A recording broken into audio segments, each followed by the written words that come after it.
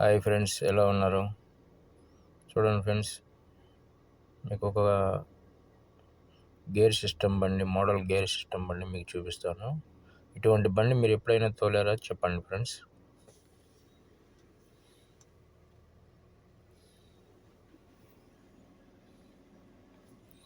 చూడండి, దీనికి గేరే అవ్వకూడదు, గేర్ ఉండదు.